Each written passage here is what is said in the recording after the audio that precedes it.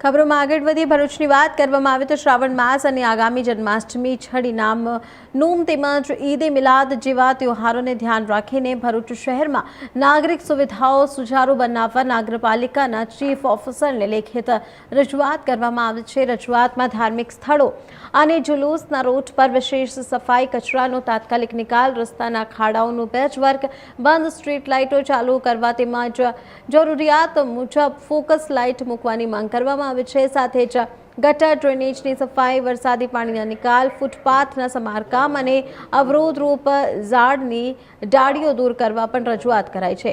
માછરજન્ય રોગચાળો અટકાવવા માટે ફોગિંગ અને એન્ટી લાર્વા દવાનો છંટકાવ તથા રખડતા ઢોરને નિયંત્રિત કરવાની માંગ સાથે તહેવારો દરમિયાન વીજળી, પાણી પુરવઠા અને સફાઈ વિભાગના કર્મચારીઓને સ્ટેન્ડ બાય રાખવા પણ જણાવ્યું છે।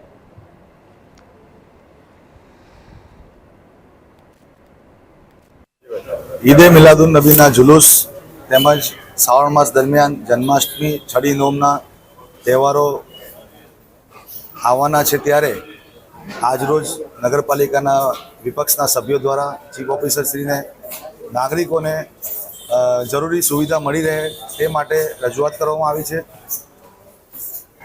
સમગ્ર તહેવાર દરમિયાન જે જુલુસનો તેમજ છડી નોમનો વિસ્તાર છે, જે વિસ્તારમાંથી જુલુસ નીકળવાના છે, એ વિસ્તારના અંદર તાત્કાલિક ધોરણે પેચવર્કની કામગીરી કરવામાં આવે, સાથે સાથે સફાઈ યોગ્ય રીતે, સારી રીતે સફાઈ કામગીરી થાય ને ડેલી કચરાને ઉપાડવાની કામગીરી કરવી જોઈએ।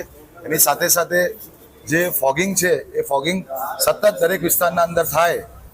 એની સાથે જે ઝાડો છે, જે રસ્તા રૂટોના ઉપર જે ઝાડો આવી રહ્યા છે, એ ઝાડમાં જે નડતરરૂપ ડાળીઓ છે એ ડાળીઓ કાપવાની કામગીરી, એની સાથે સાથે ધાર્મિક વિસ્તારોના અંદર, ધાર્મિક સ્થળો પર નિયમિત પાણી મળી રહે તે માટેની રજૂઆત આજે કરવામાં આવેલી છે ચીફ ઓફિસરશ્રીને।